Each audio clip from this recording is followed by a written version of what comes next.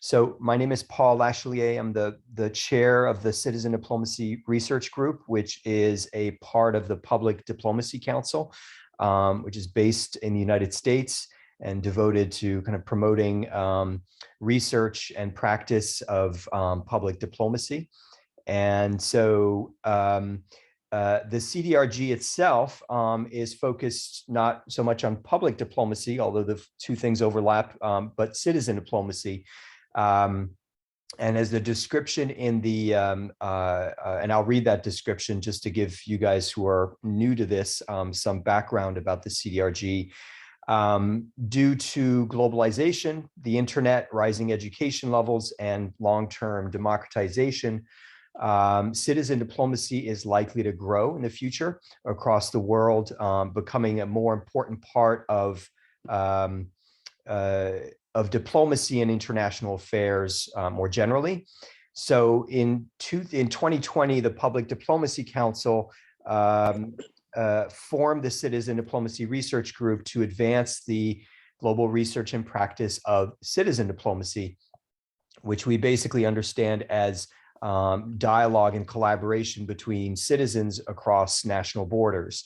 So the CDRG meets every 2 months online via Zoom for 1.5 hours to share news, research, and presentations on citizen diplomacy, developments local to global. Anybody in the world can join.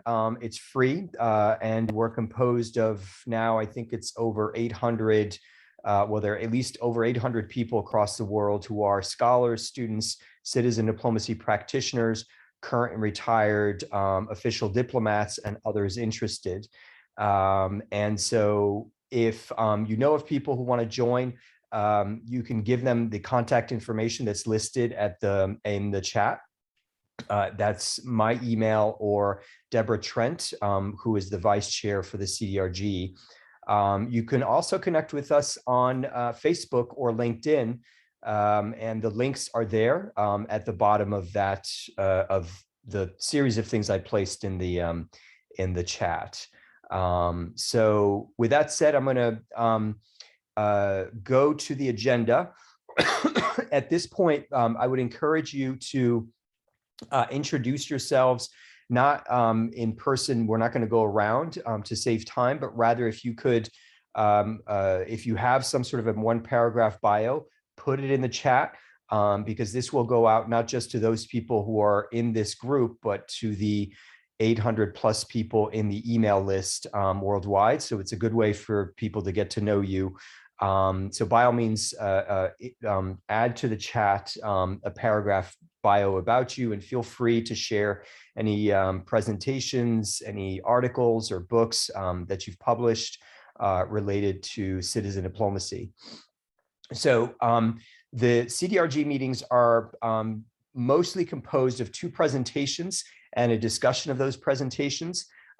We have our presenters today are Patricia Harrison and Diane Neville, I hope that's correct, from World Learning, who are going to be presenting on the post-pandemic innovations in exchange. The Professional Fellows Program is a case study, and that's part of World Learning. And then Jean-Christophe Boucher, whom I think is with us, yes, is going to, from the University of Calgary, is going to be talking about aptly the Ukrainian diaspora mobilization during the Crimean crisis, so preceding the current war. Each of the presenters, well, so Diane and Patricia, I should be clear, will have 15 minutes to present, and Diane and Patricia will go first. And then directly afterwards, Jean-Christophe will go second, and then we will have 35 minutes of discussion. So I highly encourage you during the presentations, excuse me, I'm still getting over a cold, during the presentations to write down questions in the chat. This will help us to kind of organize our discussion. So by all means, questions or comments or thoughts, based upon the presentations, please put them into the Zoom chat during the presentations. So without further ado, Patricia and Diane, the floor is yours. Thanks very much, Paul. Good morning, good afternoon, and good evening to everyone on the call. Thank you for joining us today. I'm Patricia Harrison. I'm Divisional Vice President of Professional Exchange at World Learning, and I'm joined today by Diane Neville, a Senior Program Officer on our Global Networks team, who's one of the team leads for those projects. We wanted to talk to you today about post-pandemic innovations in exchange, and to take a closer look at a particular project and how we have handled it in the pandemic. To begin with, if you don't know about World Learning, we are a 90-year-old organization, very proud to be celebrating our 90th anniversary this year, focused on international education development and exchange. We began as a program called the Experiment in International Living, which sent high school students to Germany to foster world peace by person-to-person relationships, really citizen diplomacy. And we have continued that work ever since. And about 40 years ago, World Learning began to implement projects that were funded by the US federal government. And those are the projects that we'll talk about today for professional exchanges. But first, I wanted to come back to the title of our talk. We wanted to take a closer look at some of the things that we learned during the pandemic. Like many of you, we had to convert our projects to virtual formats during that time. And now that we are returning to in-person programming slowly but surely, we're taking a hard look again at what we have learned during that time and are thinking about what we will take forward with us. Diane and I put post-pandemic in scare quotes because, of course, we're not through this yet. We are still dealing with the effects of the pandemic and will do for some time. We're also not returning to anything because this is really actually a new era of programming, one that does require a new kind of fluidity between in-person, virtual, and hybrid modes. And that's something that not only can we expect in the short term as we continue to deal with the pandemic, but also something that I think has actually transformed how we do our programming. So that is something that is at the core of what we want to talk about today with this project. Diane, if you could advance to the next slide.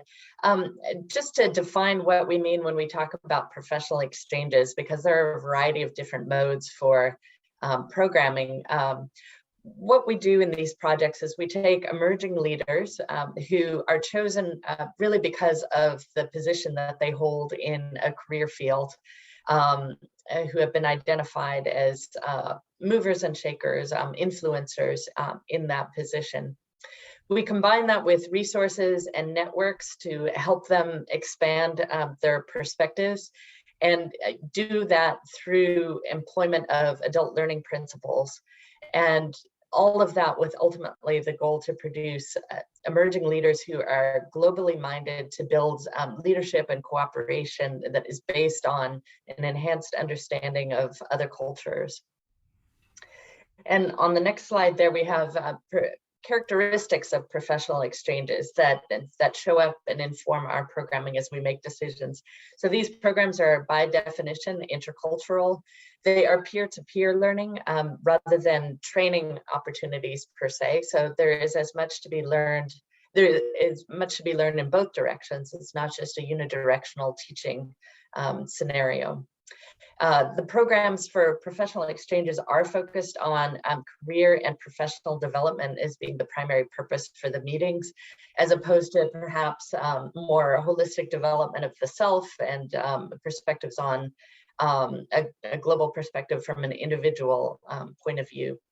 And as I mentioned before, the adult learning principles that we draw on in our programming are that programs should be experiential. They should be relevant to the participants. The participants should be self-directed in what they are learning. So our objectives for these projects tend to be very broad because each individual will make of their experience what they will. And the program should be applicable to the work that they are continuing to do afterwards. So all of that gives you a sense of the general approach that we take to professional exchanges, regardless of which mode that we are using. But as we all know, we were really challenged to rethink all of this during the pandemic and figure out how to do the same thing in a completely different format.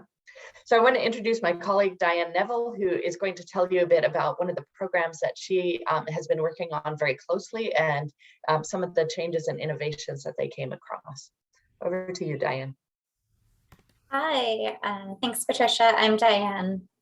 I work on several different professional exchanges at World Learning, including the Professional Fellows Program for Governance and Society. We'll call it PFP for short going forward.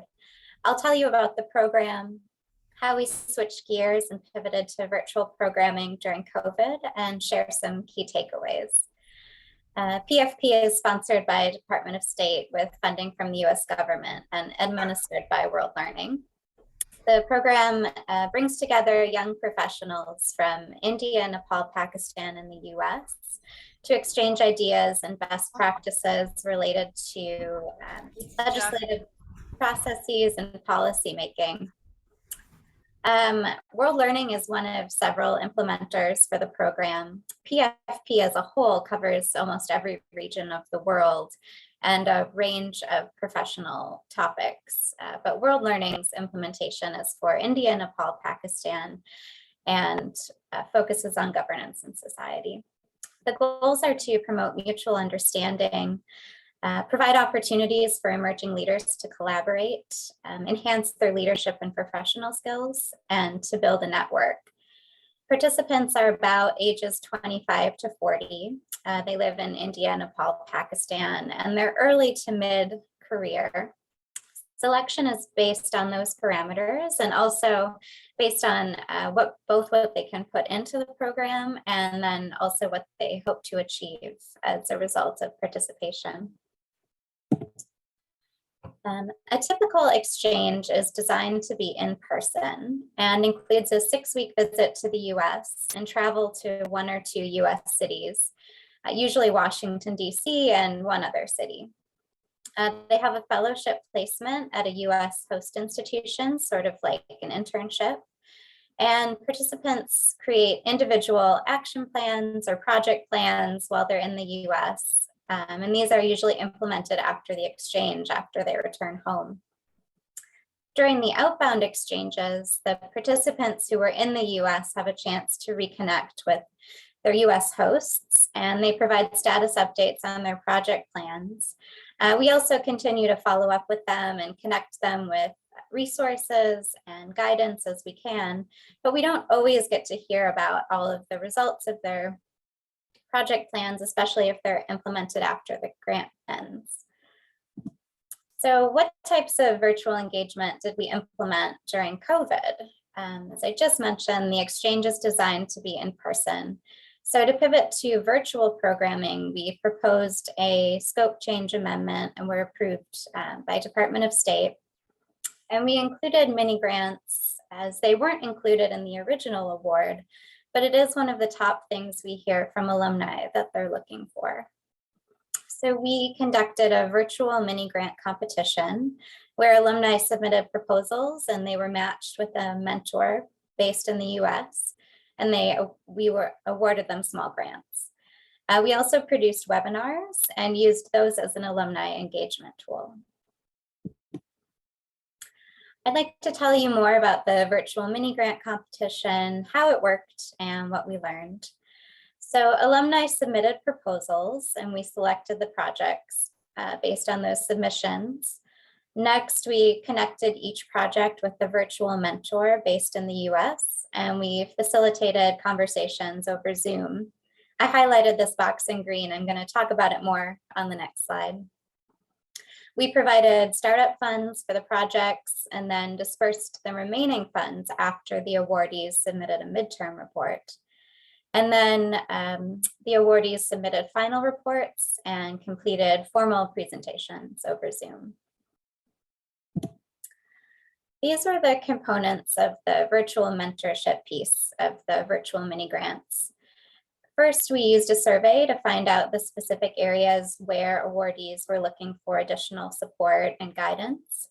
For example, there was a project building a new community center in India, and the awardee was looking for someone who could provide some advice on e-governance and also who had experience working with vulnerable populations. So based on that feedback, we recruited 8 American project mentors around the US, on the East Coast, Ohio, California, also Oregon. And this also expanded the range of participation by Americans. In a typical in-person exchange, we're only able to physically travel to 1 or 2 cities. So this way, a greater number of Americans from more cities and states in the US could participate. We then facilitated introductory conversations over Zoom, and we were able to troubleshoot those inevitable technical issues, but also answer questions about the program and help the conversation flow smoothly. From there, the awardees took it away and continued to follow up with their mentors and complete their projects. The majority of awardees who filled out a post-program survey said that they plan to continue collaborating with their mentors even after the project ended. And this quote demonstrates the importance of the mentors to the projects. Getting a mentor who guides, advises, and supervises to achieve the project goal has not only helped in the successful completion of my mini project, but also helped for my professional and personal development. So here are some of the outcomes of the mini grants. Even though the competition was held virtually, the benefits were very tangible for the local communities that benefited. We dispersed $32,000 in mini grant funds, and some of the outcomes include 20 articles and 5 local radio segments about women in Nepal following a community radio and capacity building training on women's empowerment for journalists. A reported increased understanding of transnational issues after a communications workshop at the Nepal-India border, and the creation of a new refugee protection app for refugees in India, Nepal, and Pakistan. And the app was later adopted by the UN Refugee Agency. Lastly, I'd like to share some key takeaways from the virtual engagement. The first is that even if international travel isn't possible, local in-person activities can be very feasible, and we see the impact during the grant period. As I mentioned, we don't always get to hear about all the results of the individual project plans during a typical exchange. So it was really amazing to see what the awardees could accomplish in about a 6 to 9 month time frame. Next, the US mentors were successfully able to engage virtually in place of sort of a typical fellowship structure, and they were able to have a similar experience. We were also able to take advantage of those time and cost saving efficiencies, not needing to physically travel from place to place. And we were able to include a wider range of people from a greater number of cities and states in the US in the program. Lastly, the virtual elements of many of the projects showed the multiplier effect of a larger audience. Larger audience means a larger reach. For example, the project building a community center in India, the awardee who was interested in e-governance, he reported that since the center had opened, they had already engaged more than 2,500 people, either through virtual or in-person interactions. So lastly, just moving forward, we anticipate having in-person exchanges again sometime this year, but we also plan to keep including these virtual elements in our programs, the virtual mini grants and the virtual mentorships, just to keep capitalizing on those benefits in our exchanges going ahead. Great. So that is the end here. Thanks to both Patricia and Diane. we are going to, and you guys are right on time. So that was awesome. Very well timed. We are going to proceed directly to Jean-Christophe Boucher, who is joining from the University of Calgary. He is going to be presenting on the Ukrainian diaspora mobilization during the Crimean crisis. And Jean-Christophe, it's all yours.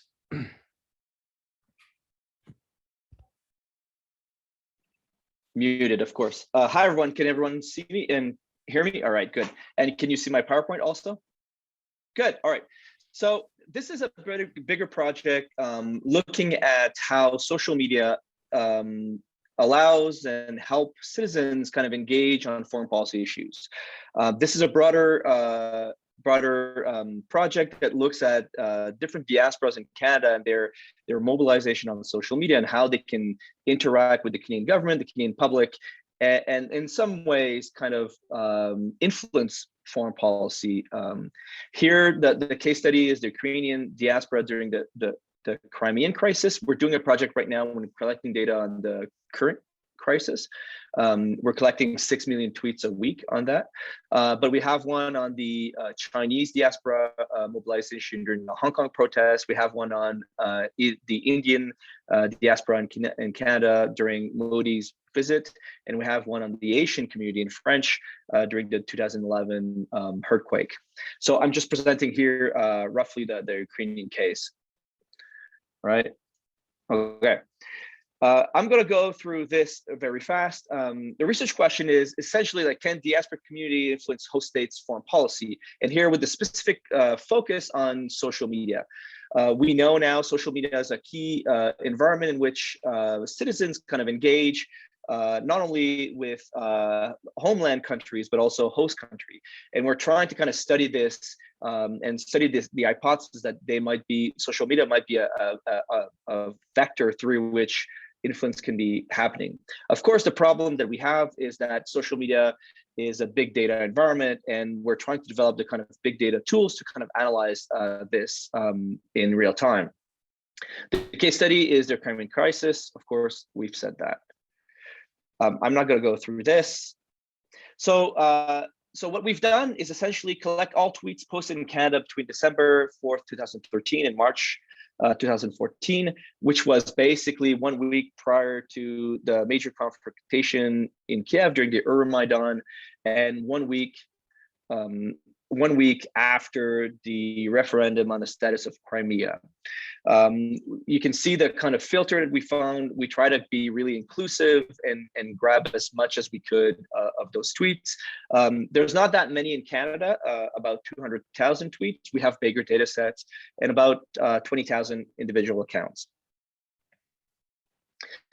This is a basic timeline of what we've seen, which is interesting because in our case, what we're seeing is really how the crisis kind of evolved throughout the year. We're doing a similar project on right now, and we're doing roughly a kind of a map of social media interactions. What we find interesting is that the first real kind of mobilization is during the Euromaidan crisis in Kiev in December 11. You see the little first line.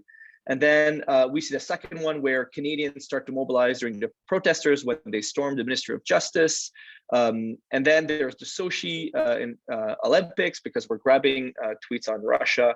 And then we start to see interesting things. So essentially in February 2039, as little green men are deployed in Crimea, we start to see social media uptake in Canada where we see Canadians kind of retweeting tweets from Crimea saying like, hey, these like military people have been deployed. So what we find interesting here is that as international news and even the Ukrainian government was trying to take note and trying to understand what was happening on the ground, social media kind of was giving us highlights of essentially these mobilization. The large blip is the official Russian invasion Crimea, and the last one is the Crimean referendum on the status of Crimea. So what we can see here is that essentially how the diaspora kind of reacts to international news allows you to kind of map out what is happening in the country from afar. This is only in Canada, but they're retweeting things from Ukraine. And then what we did is we created a network analysis to kind of understand really their impact, the relationship with the rest of the Canadian Twitter sphere. This is a retweet network where we essentially, each dot is an account, and each lines between the dots are a retweet. And through network analysis, we can kind of identify communities of groups of accounts that have and engage in conversations. Here, like, our algorithm kind of found 6 subclusters. The first one, the biggest, was the Canadian Ukrainian diaspora. This is the light blue one. It's centered around some key Ukrainian activists. I didn't put their names because they would be easy targets, but also, you know, Euromaidan, the Ukrainian Congress in Canada, the Kiev Post, which is a major news outlet in English, Chrystia Freeland, which is right now Canada's deputy minister, but at that time she was just a normal activist, and she was like essentially very active during that time. It's the largest network, and that's a light blue one. Then we have like the red one, which was basically the Canadian government centered around the Prime Minister, the Minister of Foreign Affairs, and the Minister of National Defense, and the Canadian Embassy in Ukraine. The dark blue on top was the francophones were scraping in French and English, kind of trying to understand like the dual nature of our linguistic divide. And we can see here that a lot of the news that French Canadians took was from elsewhere, from Le Monde and France. The orange was basically the normal Canadians. The greens are the Canadian press, and you can see how the Canadian press is basic, and the international press are basically in between the Canadian government, the Canadian public, and the Ukrainian diaspora. And the yellow are actually pro-Russian accounts. So this is 2013, 2014, but already you can see information operations developed through Russia, and essentially identification of key accounts that were essential in trying to sow disinformation or misinformation in Canada during that time. This is interesting because this is a case that is prior to 2016, when we really kind of started to take note of Russian information operations in Canada. But already in 2013, 14, they were already trying to do this in Canada. Here, this is only like an interesting way to show, like, this is a density plot. It shows essentially when the Ukrainian diaspora mobilizes, which is in blue, and when the Canadian government mobilizes. And you can see how usually the Ukrainian diaspora are right before the Canadian government. I don't want to spend too much time on it. I think this is the important part. So the question is really, whether or not the diaspora can influence at least conversations in Canada or in their host country, and whether it matters or not. And here what we see is essentially a proximity matrix. So essentially mapping out how accounts in the Ukrainian group are retweeted or engage in a relationship with accounts in the other groups. And what we find here, and the interesting part, is that the Ukrainian diaspora are usually the second or first most cited groups in all of the other groups, meaning essentially that all the other groups of accounts in Canada, the Canadian press, the international press, and like the Canadians and the Canadian government, are essentially retweeting a lot of these tweets from the Ukrainian diaspora. And we can see really that in some ways the Ukrainian diaspora is driving the conversation in Canada and allowing the other actors kind of take notes of what's happening. The only difference is really the francophones, where the Ukrainian diaspora isn't the most cited group, and that is understandable. Most Ukrainians in Canada are Anglophones. Then what we did is essentially we wanted to study the narratives and how these tweets were structured. So we use a neural net, like a machine learning approach to NLP that tries to identify narrative or kind of read all the tweets that we collected. And what we've used here is just basically a glove, which is a global vector approach to word embedding. Essentially what it does is it puts into a vector space all the words that are used in the tweets, and then distance between the words are associated to similarity. So like the closer you see here, the closer the clusters are, the closer the tweets are used with each other, and the further apart, the less they are further apart. And what we found, this is a high dimension, but we use a TSNE to kind of reduce the dimensions to 2.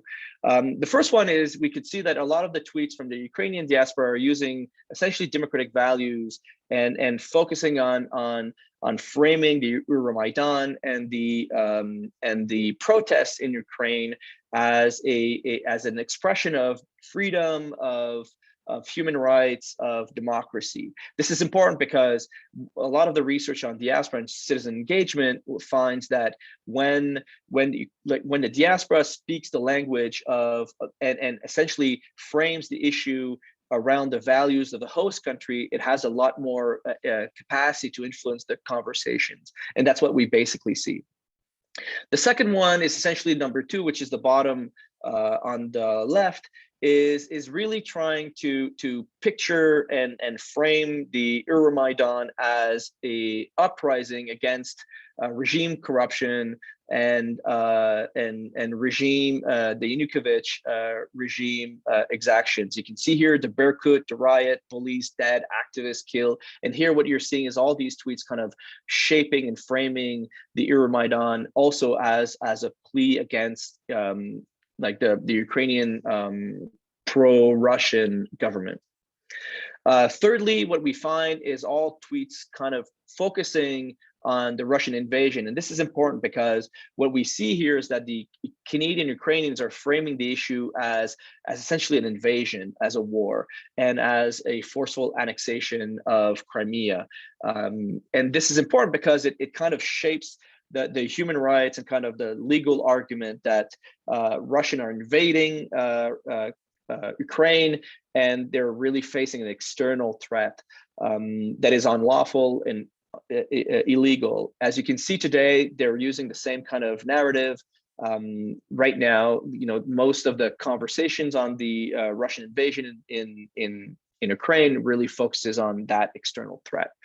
And lastly, what we see is essentially all these little tweets focusing on the little green men that are attacking essentially in Crimea. What we're getting is really all these tweets that are focusing on that event. So in terms of conclusion, what we have here, so we're trying to really understand how like diasporas can be a vector through which citizens can engage the government and influence foreign policy, not only internally with Canada, but also externally. In some ways, if you think of public diplomacy, engaging with the diaspora and finding ways to mobilize the influencers and the thought leaders in those groups allows you to push and influence in some ways the narrative in other countries. And that's really what we wanted to try to do. We also wanted to kind of build the kind of machine learning approach to identify the influencers and kind of you study the narratives in a much more kind of real-time way, which allows for a better communication strategy, but also a better understanding of influence operations, but also how to kind of shape your own narratives abroad. And here, like what we think is that the citizen mobilization of social media, the Ukrainian Canadians had a significant impact on basically the conversation in Canada during the Crimean crisis. I would say, looking at the results that we're seeing right now with the Russian invasions of Ukraine, we're seeing the same thing. The Ukrainian diaspora is really mobilized. It's able to shape the message. It's able to shape the framing of the issue. And there's a lot of of support through which. It's also, what it means also is that the main vector of information that Canadians are getting on social media comes a lot from this citizen mobilization, which is important. And of course, the last thing is that, using machine learning, we can actually, identify and measure key framing and really focus on what those communities are saying on social media. That's it. Was that a long time? No, that was, you guys are both, all of you as presenters did very well in keeping on time. So we are going to open it up to discussion. I posted some questions here in the chat, and I appreciate, I think that Saeed joining us from Bangladesh likewise posted a question, but I would encourage you guys to post questions in the chat, or just voice them. You can, if you have a question, what I would recommend you do is use the electronic hand symbol. You should have a reactions button, and if you click that and then click the raise hand function, that'll allow me to see that you want to ask a question. Feel free to also make comments based on your own perspective wherever you are in the world. Would much appreciate, actually, before I forget, for those of you who are not, who don't have your video on, I need to take photos to log the people that are coming to these meetings from wherever you're coming. So if you could turn on your video briefly while I take a couple of photos to ensure that I get a photo at least of all of us with our eyes open. So I'm going to, on three, ask you to smile. Hold on a second. So for those of you, and I'm still hoping that a couple more of you will open up your video. Okay, on three, 1, 2, 3, smile. Awesome.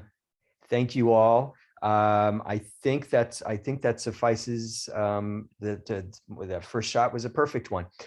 Okay, so questions. Anybody in particular have questions for either of our presenters? I think let's go to Saeed's. And Saeed, I apologize if I'm butchering your name, but Saeed, do you want to articulate your question? Saeed joining us from Bangladesh. I was wondering, is there any specific reason for excluding Bangladesh from the World Learning program? So that was my specific question. So, Diane, I think you have a little bit more history of that choice. Yeah. Oh gosh. Well, yeah, no, not purposefully excluded by any means. The individual awards define the specific countries for each of the professional topics.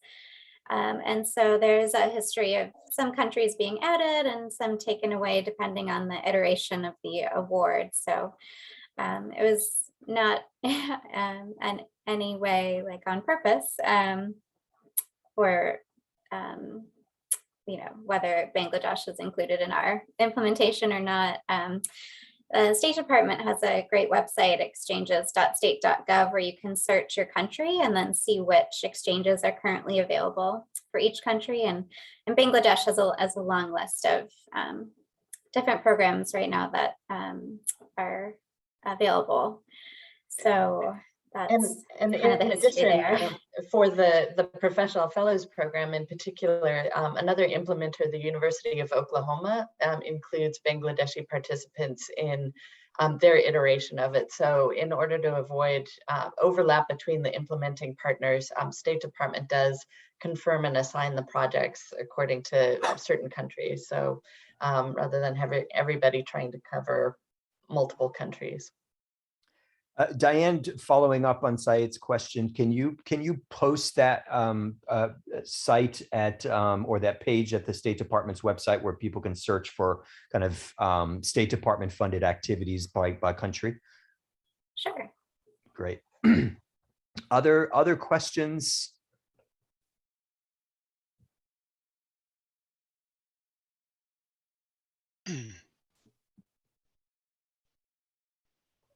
I will get to mine, but I'd rather hear yours first.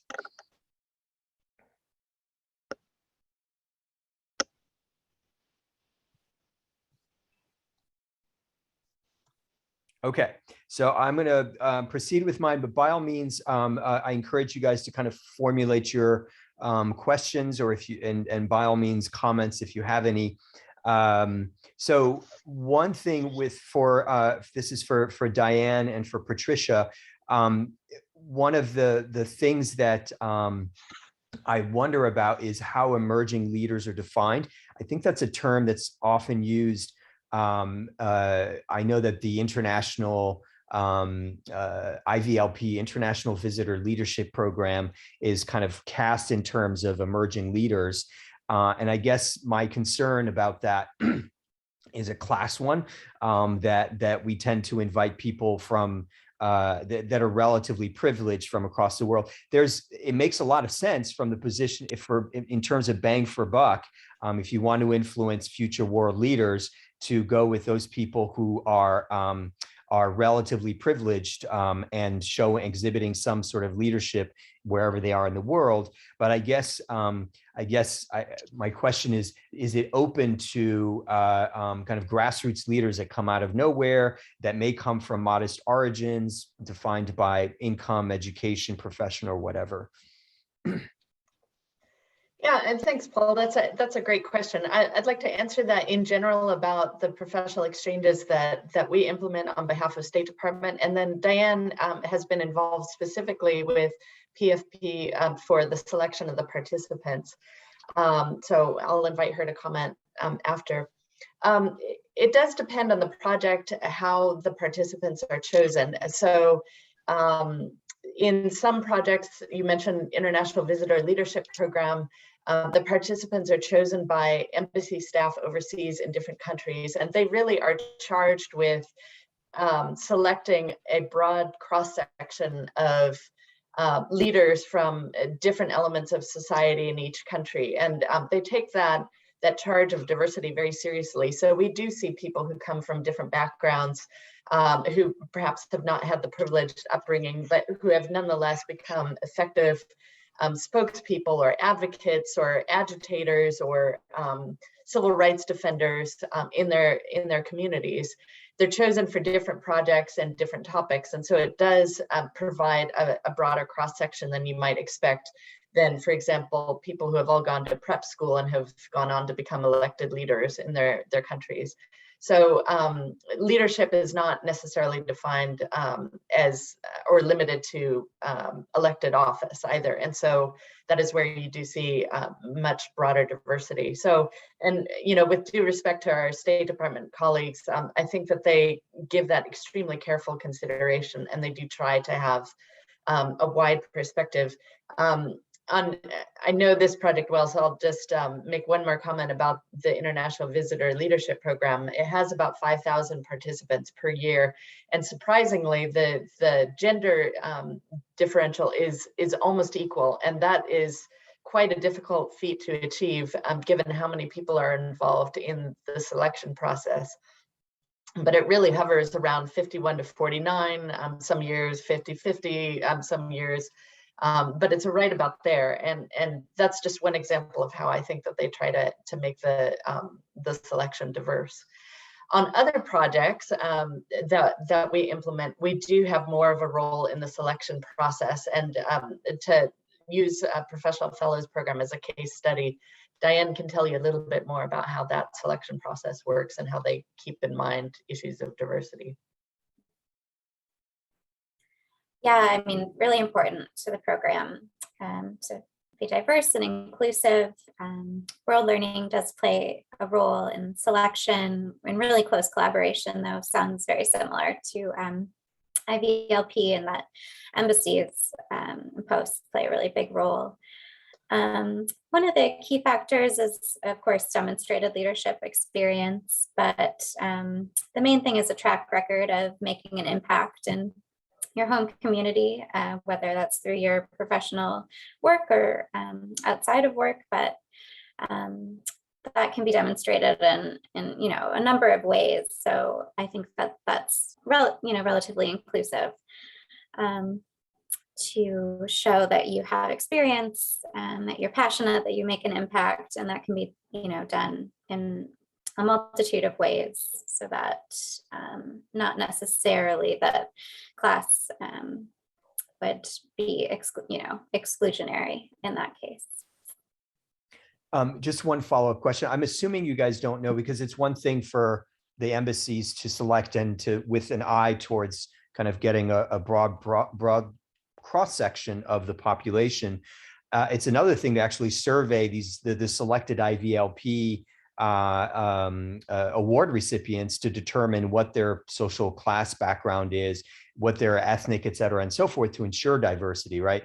So intent is one thing, and then a survey which actually would demonstrate more accurately what in fact is going on in terms of the representativeness, you might say, of the selected speakers is another. But I'm assuming that the State Department's not doing that kind of survey of its IVLP people, IVLP participants every year.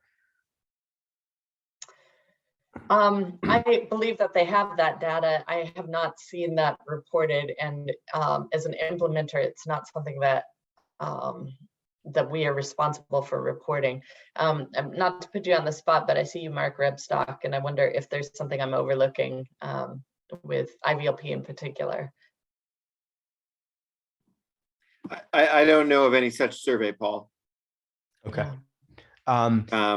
I mean, I think Patricia's answer is correct. I think embassy posts take that responsibility very seriously, but I don't know that there's any survey tool that anyone is deploying to try and I think that gets into issues of the privacy of participants as well, that they have to think about in conducting any kind of such survey or study. Right. So can one of you, because there may be people here not aware of the IVLP program, can one of you put a link in the chat to this IVLP program so that those who are interested can look at it? It is one of our major State Department funded programs for the United States, and it's worth kind of sharing with others who might know some young emerging leaders who might be interested in this program. I'm wondering if Diego Bolivian, who is joining us from, Diego, could you remind us where you're joining us from? And I'm wondering if you can comment, because it looks like you are involved kind of in a similar program. Would love to hear from you, from your perspective. Hi, thank you, Paul. Yes, I'm joining from La Paz, Bolivia. I am the person responsible for the Fulbright program here in Bolivia. No, I just wanted to comment about World Learning. They are our partners, and our experiences with them have been wonderful, and they continue to be, because we continue to work with them in different programs. So obviously, we have nothing to do with the selection of a cooperating agency like World Learning. So basically, I just wanted to comment that. But it's it has, the experience with them has been wonderful. I look forward to continued work with them. I don't know if that's essentially what I wanted to comment.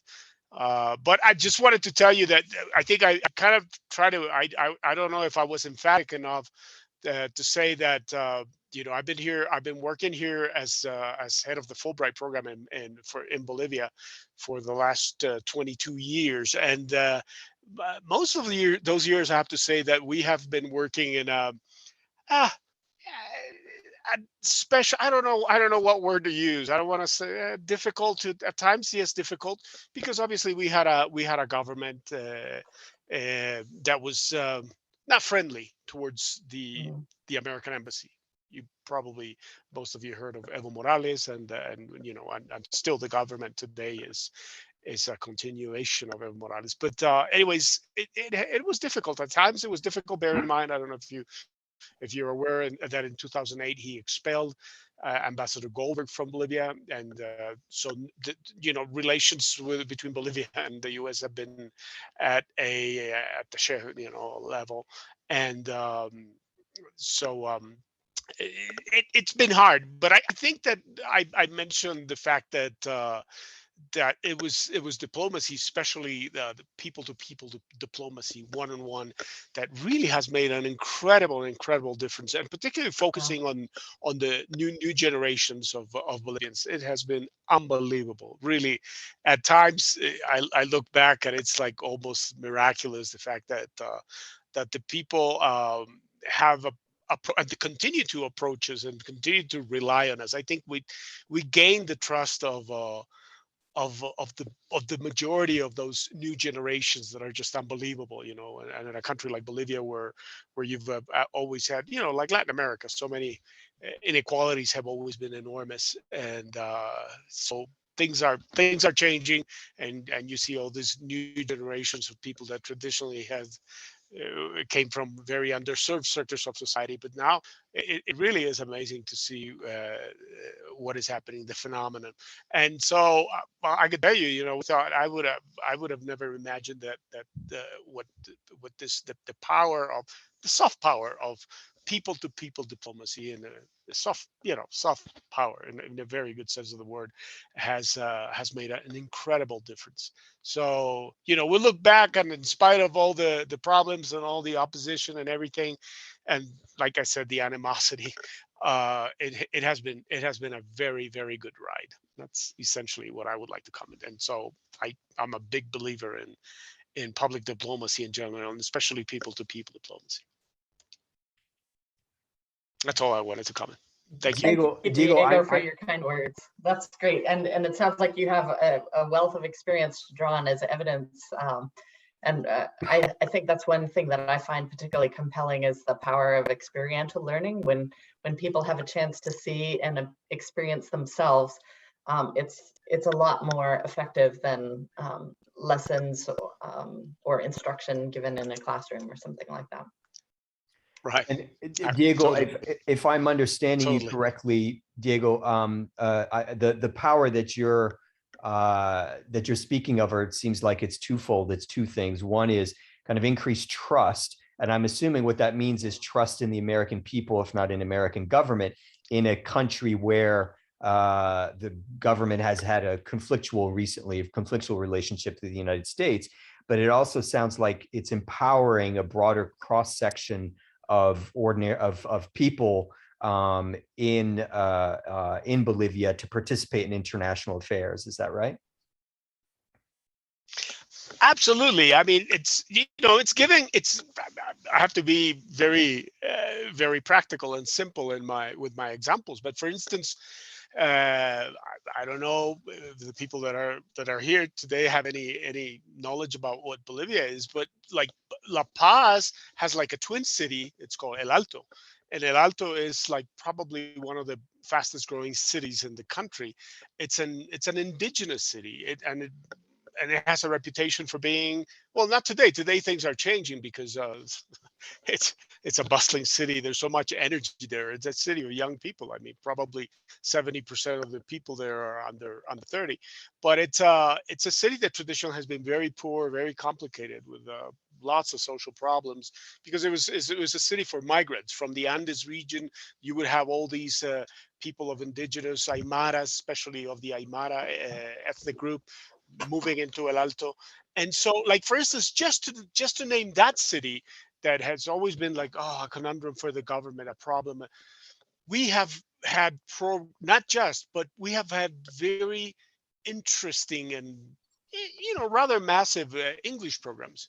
So all of a sudden, give them a chance, let them learn English, and that's going to open up a lot of doors for them. In 2012, we shocked everybody because 90% of our Fulbrights, Bolivian Fulbrights going to study the States, were from that city. This was a shock. They could not believe it. They were people of indigenous background, Aymaras, that to this day I have one doing even a postdoctoral degree in the U.S. I mean, it's stories like those. So you're talking about empowering people, my Lord. That is and something simple like English. English gives them a tool to, first of all, to believe in themselves, to raise their self-esteem, because there's a huge problem. There has traditionally been a huge problem with especially the indigenous people that migrate to city, and and in the city they form the lowest bottom of the the social scale. That's where they are. So they really need help. And so that in itself has been a tremendous, I think, achievement. And what we see there is like people are beginning to do amazing things. And same thing, we had the African Bolivians. They're a very small segment of the Bolivian population, less than 2%. But we've had our first, one of our Fulbrights has already reached, he became a congressman. I mean, the first ever. Things like that, it's small examples that really begin to turn a history around and make a difference. Right. Really do make a difference. Thanks, So, Diego. yeah, I could tell you more stories like that. Yeah, no, and that's great. Thanks, Diego, for kind of fleshing that out. We're going to turn to Mark Repstock, and then we also, I'm going to start asking questions of Jean-Christophe, who's been kind of patiently waiting, since we have a war going on and it actually involves Ukraine. So it would be good to have a conversation around that. But Mark first. And before Mark goes, for those of you who have not introduced yourselves in the chat, so I'm going to call you by name. I think Destiny Monegro, one of our interns, Mahatambal, Eve, Eve has, Amal, Veronica, Nicole, Kenna, and Elizabeth, if you could please introduce yourselves in the chat so that we know who you are and where you're coming from, that would be appreciated. Mark. Excellent. Thanks, Paul, and thanks all of you for your presentations. Really, really fascinating. As I'm with Meridian International Center, and as someone that also works in the IVLP space and the other exchanges space, I really geek out on this stuff about how the virtual programs in the last 2 years have really transformed our work. And Diane, I was interested in hearing you say a little bit more about how in practical terms you seek to replicate that experiential learning aspect of our work that we took as so profoundly important in our pre-pandemic face-to-face world. That experience of bringing them to the United States was viewed as it was viewed as fundamental to our programming. And what I think the pandemic taught us is that maybe there are other ways to sort of replicate that, but it's not, and there are ways that we've done it and ways that we've learned from it. But I think it's also hard because the participants, ultimately, they're not physically in the US. They're logging on from their desks and from their offices, and they've got other responsibilities. I wonder if in the PFP space, if you could say a little bit more about how you overcame those barriers to helping the participants see this as a unique experience in the experiential learning way, and not just another webinar that they were participating in, or not just another sort of series of meetings that maybe they had to participate in virtually. Sure. So I think, with the mini grants, it was amazing to have this like tangible result in your local communities, even though you weren't able to travel to the US this time for this portion of, the exchange. You were still able to, some participants did do some local travel, and they were able to produce tangible results in their home communities. So I think that was really important.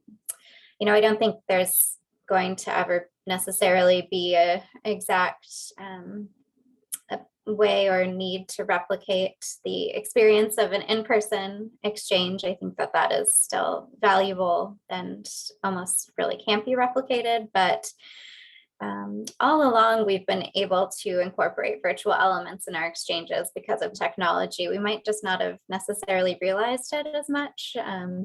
You think about the times you've done a virtual pre-departure orientation, so that you don't have to gather everyone into one place, but you can still relate and introduce everyone and have that experience virtually before travel.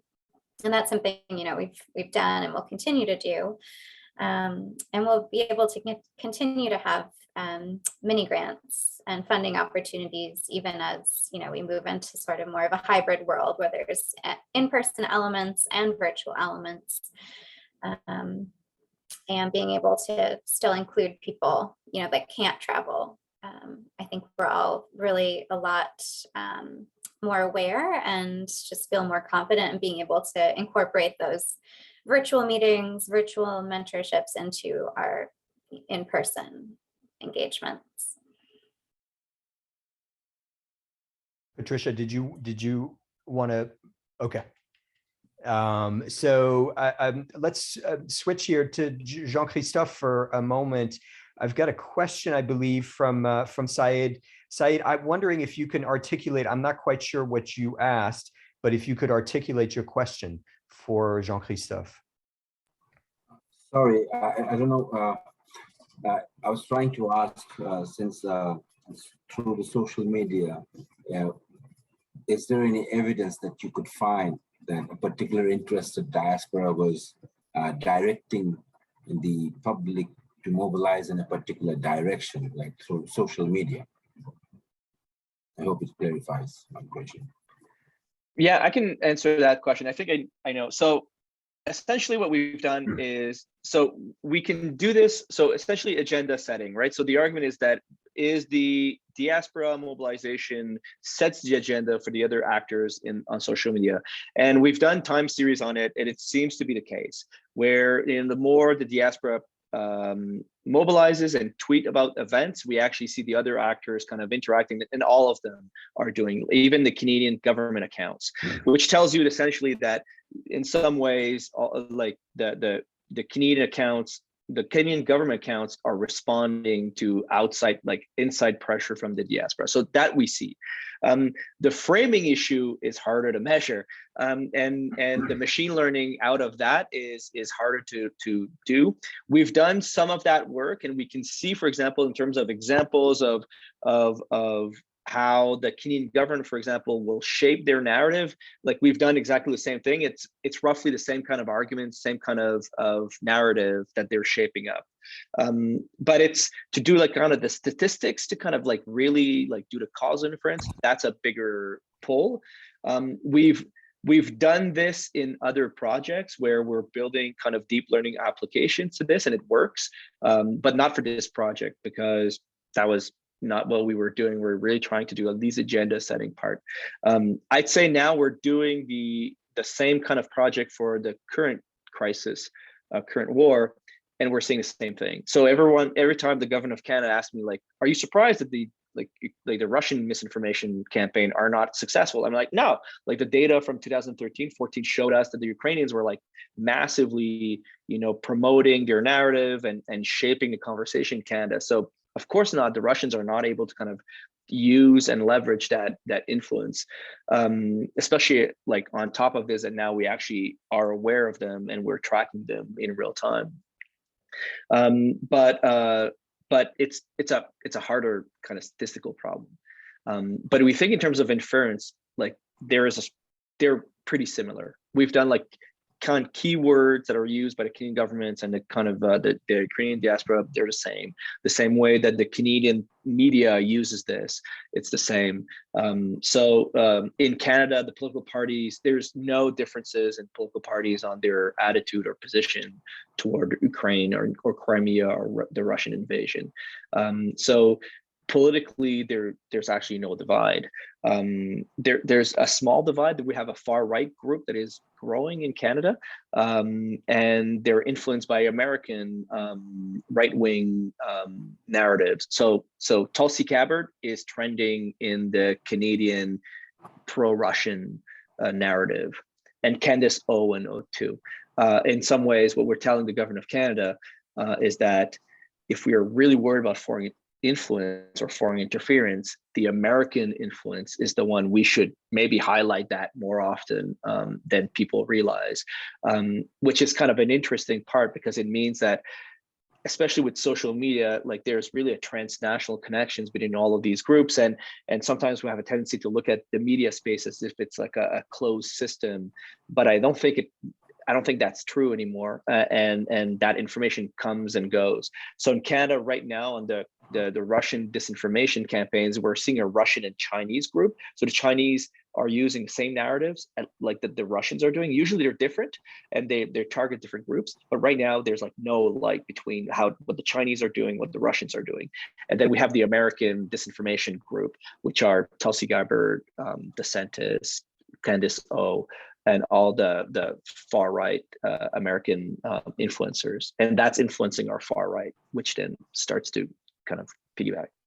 It's not a nice conversation to have with my American colleagues. All right, thank you. I'm sorry. Thank you. That's all right. This is an open conversation. We're not All right. we're not pro US here necessarily. So Patricia has a question.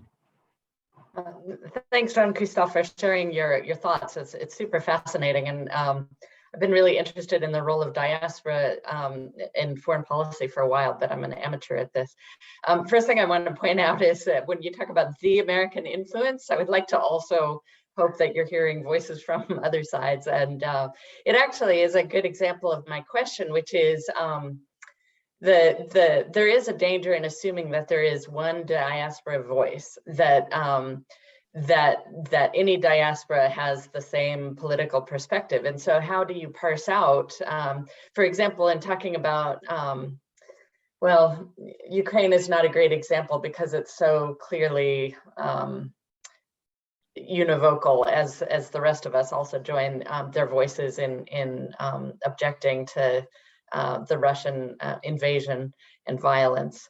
But I'm thinking about other diaspora, like Serbians in the US. It depends heavily when they came to the US, and that it becomes very difficult. You can't really talk about a Serbian diaspora in the US because the perspectives are so different.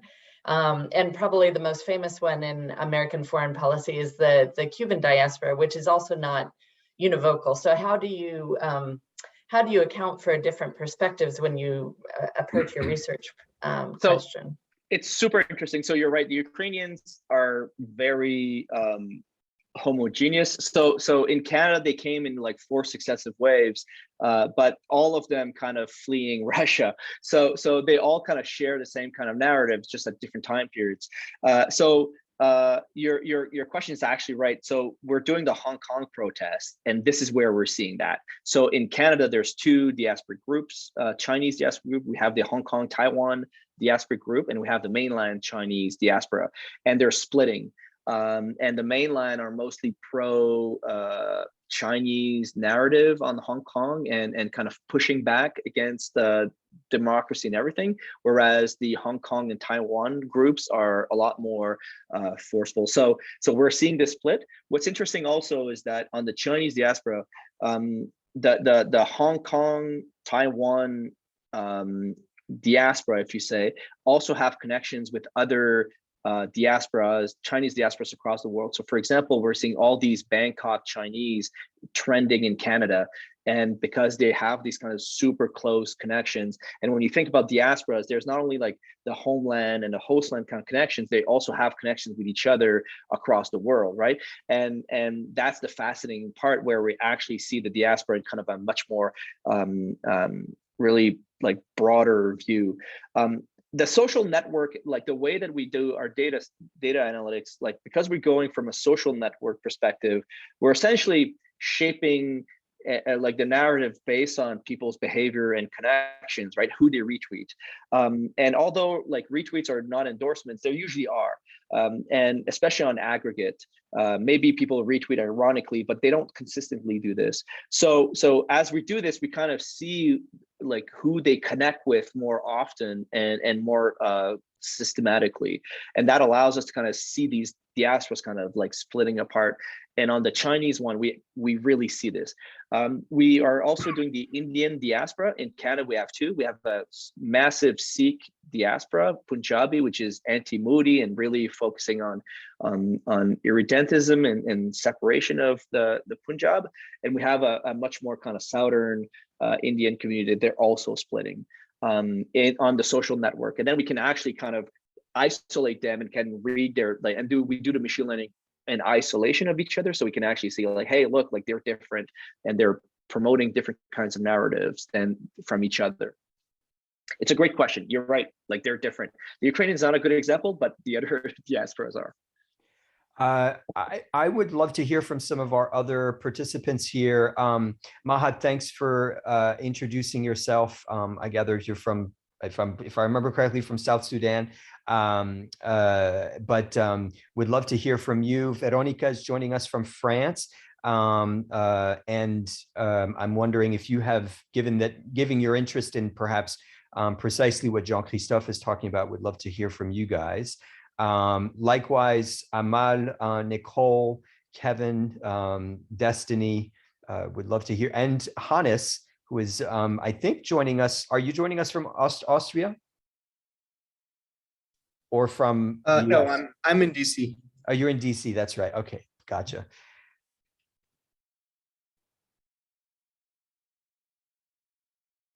Any questions from you guys or comments? Eve as well. Eve, I think you're muted.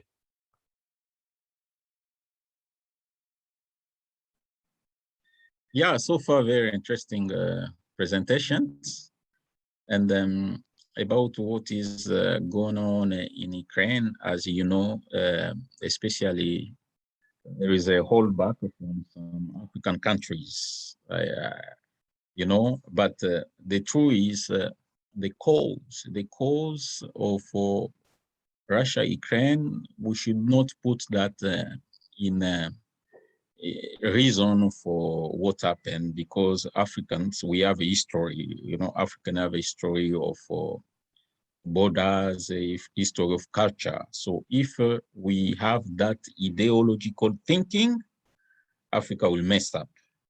And today we are in a civilization world, you understand, civilization, and we need to behave as civilized leader, civilized people.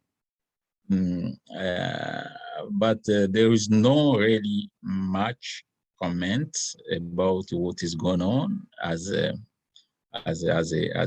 diplomat, but nobody can support where you see people are dying, where you see the infrastructure is going down. In civilization world, we cannot support that. And as you know, my country has a bad experiences. Many years, my country was occupied, attacked by neighborhood countries, and until now, we still facing some negative. It has some bad impacts about what happened in my country. But very good presentations. I find myself in front of diplomats. Very nice. Thank you so much. Thanks, Eve. Maha. Yeah, thank you, Paul. Actually, I'm from Sudan, and now I'm based in Washington, D.C. I really get hooked to the presentation of the word learning and post-pandemic and innovations and exchange, because I'm an international student at the American University under a Fulbright exchange program. So this kind of exchange programs are always the best, that to learn from others and to share, you know, local experiences and just to spread it overseas and so on. The problem is in Sudan, this kind of programs are not like widely known, and I feel like it's because of the politics and Sudan kind of emerging from a lot of sanctions and so on. So The Department of State through the American Embassy in Sudan is working in a low profile in terms of cultural and exchange programs. So that's like, I would really hope maybe things could enhance in the near future, and many Sudanese get an opportunities to get interacting with this kind of Department of State exchanging programs. That's our hope as well. We would like to see that expand to include more Sudanese in our programming. One question would be whether Sudan has relationships with other countries that offer exchanges that are similar. Personally, I think that people-to-people exchanges is a really effective way for an individual to learn. It kind of doesn't matter. There's a benefit regardless of which culture is on the end, of course. So I hope that there'll be even more opportunities in the future. Yeah, I hope so. I think at the regional level, maybe Sudan had good networks with African Union countries, but like overseas, it's kind of not that much strong connections and exchange. Maha, thanks for your both your perspective and your question. Jean-Christophe, a final question for you.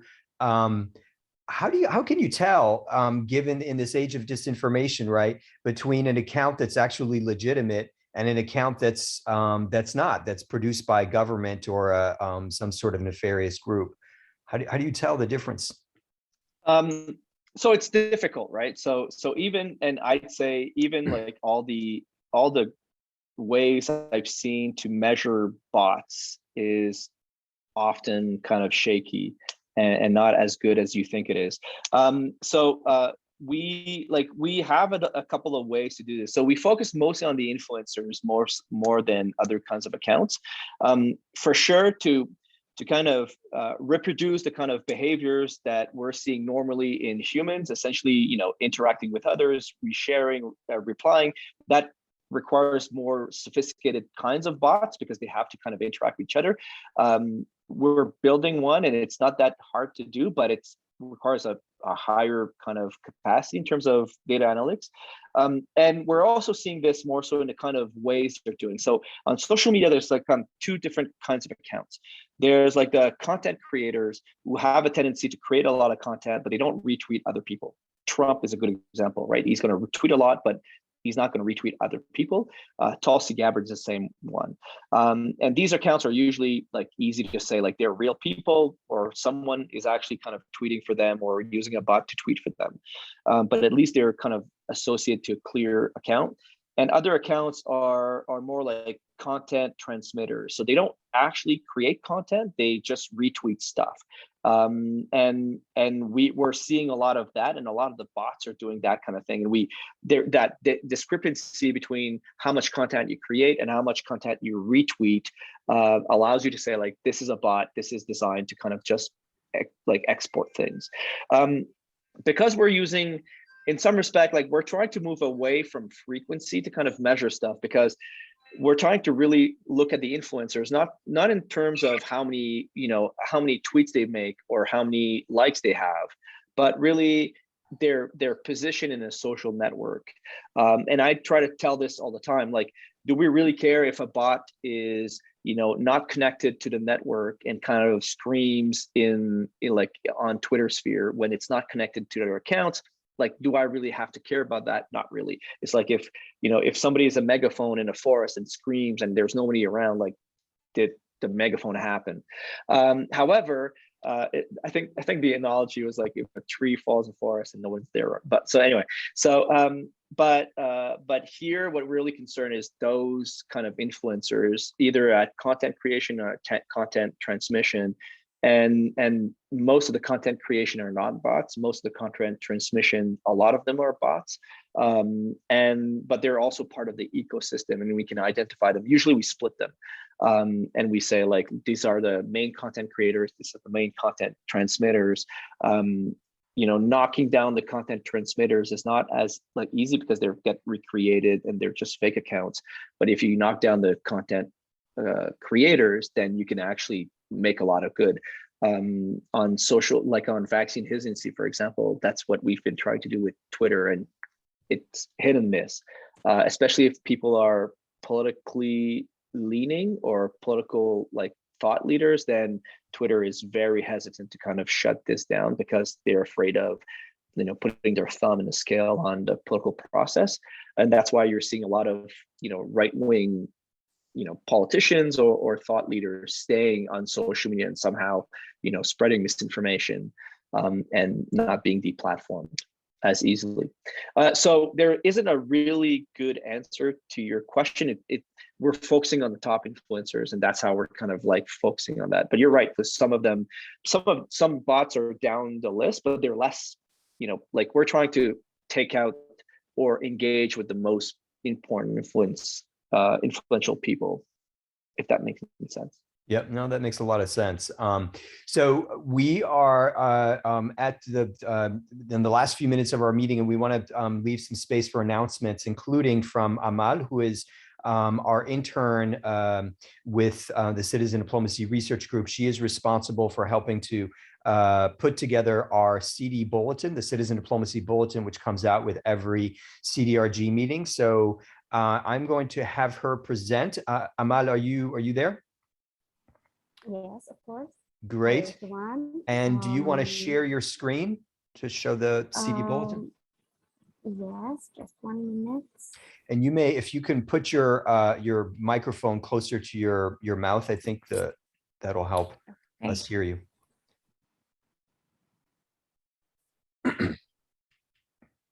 So Amal is joining us from Jerusalem. Nice to meet you all, everyone. So this is our new bulletin for April 22. For the first announcement, it's about the citizen diplomacy. It's about the growth of CDRG bibliography, yeah, regarding the citizen diplomacy books and articles. So you can check it out by clicking on the bottom. For the second announcement is about the European Union Science Diplomacy Alliance, and it organizes 2 events. The first one is on 27 and 28 of April, and it's about the challenges of delivering science under pressure. The second event is a seminar on space diplomacy, and it will be held on 5 and 6 May. For the third announcement here,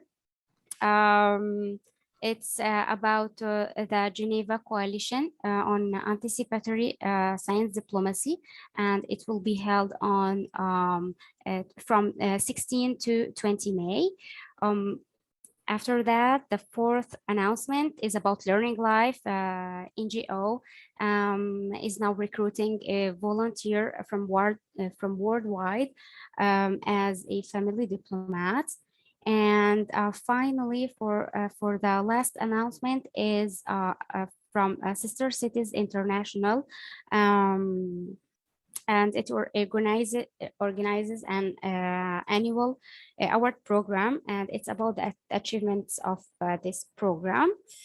Yeah, and the articles and the reports, you can just point them out. Just scroll down and point them out. Okay, so we have a new for articles. It's about health, science, and space diplomacy. For the books also, it's about different topics, which are digital diplomacy, dance diplomacy, Canada's public diplomacy, and soft power. Fantastic. And then we have on page, as usual, page, I think 4, 5, and 6, our list of resources. Yes. I recently kind of updated that to some extent. So we have a couple of new resources there that you guys can take a look at. So this will be shared, thanks Amal, this will be shared with all of you via the email list. So if you're not in the email list, by all means, you may wish to get on it. I will be sending a video recording as usual of this meeting, that photo that I took of you all, and then some other details. I'm going to share my screen just to very briefly, because this may be relevant to those of you who are scholars, including Jean-Christophe here. This is and I'm going to actually share it right now to our chat. This is that link gives you access to this document. This is the growing bibliography of citizen diplomacy related literature that we're gathering. And you are welcome to add to it if you have citizen diplomacy related work. So Jean-Christophe, your work could be featured here to the extent that you're dealing with diaspora communities. That is certainly related to citizen diplomacy. So it is, as you can see, color-coded depending on whether it's a review or theory or general intro on the internet, on education, a lot of case studies, and then to some extent CD, citizen diplomacy measurement and evaluation. You'll also notice that there are different tabs at the bottom. We are developing a list of citizen diplomacy organizations across the world. Many of them are based in the United States, as you'll see in column C. However, we are very interested in hearing from others. So there is that. And then we're just beginning, we haven't started yet, to list scholars. We will be starting to list scholars who are working on citizen diplomacy here. So by all means, feel free to email me if you want to contribute any literature, anything to these things. Any other announcements?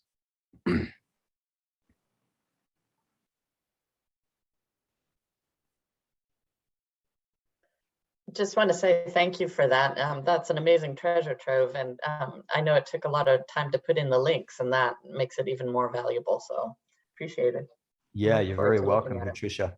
One last, if there are any other announcements of events coming up? If there are none, just one last thing, which is our next meeting is on the it's 2 months from now, on June 8th at 12 to 1:30 p.m. New York, Washington, D.C. time. So if you want to put that in your calendars, the meeting's Wednesday, June 8th, 12 to 1:30 p.m. And I don't know, because Debbie Trent is handling kind of the recruiting of speakers for the most part. So I'm not sure what speakers we have for that, but we'll certainly let you know via the email list. All right, everybody. I want to thank again our speakers and slash presenters, Patricia and Diane from World Learning, and Jean-Christophe from the University of Calgary. Thank you all for listening and for participating, and see you next time. Bye, everybody. Thank you. Thank you, See you everyone. next time. Thank you, Paul, for the opportunity. Take care, all.